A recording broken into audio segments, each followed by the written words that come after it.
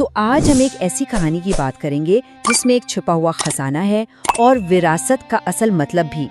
اس کہانی کا مرکز ہے ایک بہت ہی عام سی چیز، ایک پھٹا پرانا کوٹ۔ لیکن بات یہ ہے کہ یہ کوٹ صرف سردی سے نہیں بچاتا، اس میں ایک باپ کی محبت چھپی ہے اور ایک ایسا راز جو کسی کی بھی زندگی بدل کر رکھ دے۔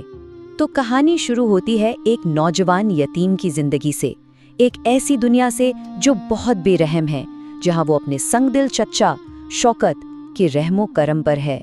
اس کا ہر دن آپ یوں سمجھیں ایک ہی طرح گزرتا تھا، گراج کے یخ بستہ فرش پر ننگے ہاتھوں سے انجن کے پرزے صاف کرنا اور اس پر سے ہر وقت تانے اور گالیاں سننا۔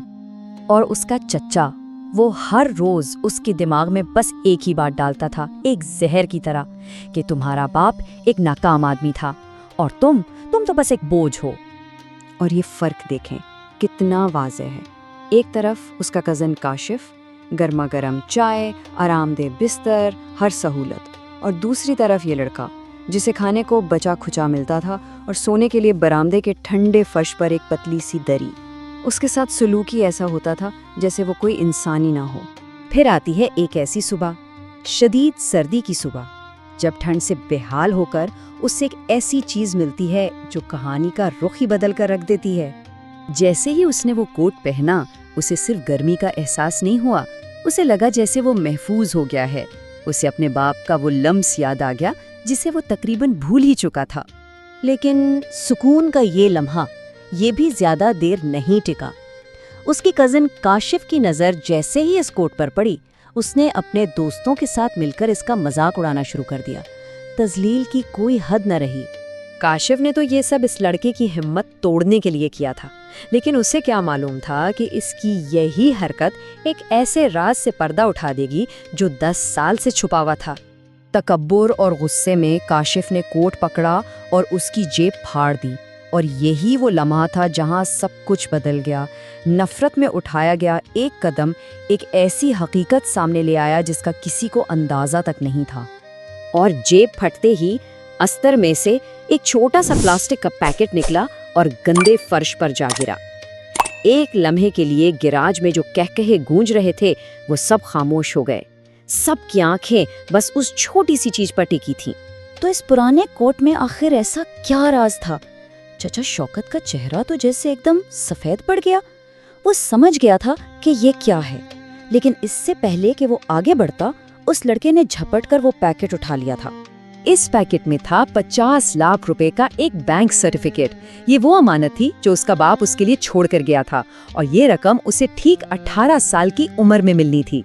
تو اصل بات یہ تھی کہ اس کی زندگی کی بنیاد ہی ایک جھوٹ پر رکھی گئی تھی۔ باپ پر کوئی قرض نہیں تھا، وہ بے بس نہیں تھا، اور چچا کا کوئی احسان نہیں تھا۔ یہ سب ایک بہت بڑا، بہت بھیانک فریب تھا۔ جیسے ہی سچائی سامنے آئی، طاقت کا توازن ایک دم بدل گیا۔ اب لڑائی تھی اپنی جان بچانے کی اور ایک نئی زندگی شروع کرنے کی۔ وہ کسی طرح اپنے چچا کے غصے سے بچ نکلا اور سیدھا پہنچا اپنے والد کے ایک پرانے دوست کے پاس جو کہ ایک وکیل تھے، اور وہیں جا کر اسے پتا چلا کہ اس کے والد نے کتنا زبردست منصوبہ بنایا تھا۔ دیکھیں اس کے والد کی سوچ، انہوں نے جان بوجھ کر سرٹیفکیٹ اس کوٹ میں چھپایا تھا۔ کیونکہ وہ جانتے تھے کہ ان کا لالچی بھائی اس یتیم بھتیجے کو کبھی نئے کپڑے لے کر نہیں دے گا، اور ایک نہ ایک دن سردی اسے مجبور کر دے گی کہ وہ یہ پرانا کوٹ پہنے۔ یہ تھی ایک باپ کی محبت اور دور اندیشی۔ اور ان 10 سالوں میں سود لگ کر یہ رقم اور بھی بڑھ چکی تھی، 50 لاکھ سے 60 لاکھ روپے سے بھی زیادہ۔ وہ لڑکا اب اتنی بڑی رقم کا مالک تھا۔ اس نے ان پیسوں سے اپنا کام شروع کیا، نام رکھا امانت آٹوز۔ یہ نام اس کے والد کی ایمانداری اور اس امانت کی یاد دلاتا تھا جو وہ اس کے لیے چھوڑ گئے تھے۔ لیکن کہانی یہاں ختم نہیں ہوتی۔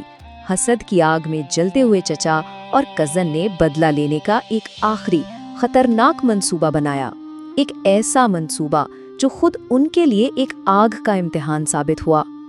انہوں نے ایک جھوٹ بولا کہ چچا مر رہا ہے اور اسے گھر بلایا۔ مقصد تھا اسے باندھ کر ساری دولت اپنے نام کروانا۔ لیکن اسی دھینگا مشتی میں ہیٹر گر گیا اور پھر آگ نے پورے گھر کو اپنی لپیٹ میں لے لیا۔ اور ستم ظریفی دیکھیں، چچا کا وہ گیراج، وہ گھر جس پر اسے اتنا غرور تھا، جہاں اس نے ظلم کی حکومت قائم کر رکھی تھی، وہ سب اس کی آنکھوں کے سامنے جل کر راکھ ہو گیا۔ وہ چاہتا تو بھاگ سکتا تھا، لیکن وہ رکا، واپس مڑا اور ان دونوں کی جان بچائیں جنہوں نے اسے مارنے کی کوشش کی تھی۔ اس نے اپنے چاچا سے صرف اتنا کہا، اس کوٹ میں صرف پیسہ نہیں تھا، اس میں میرے باپ کا کردار تھا جو آپ کبھی نہیں سمجھ پائے۔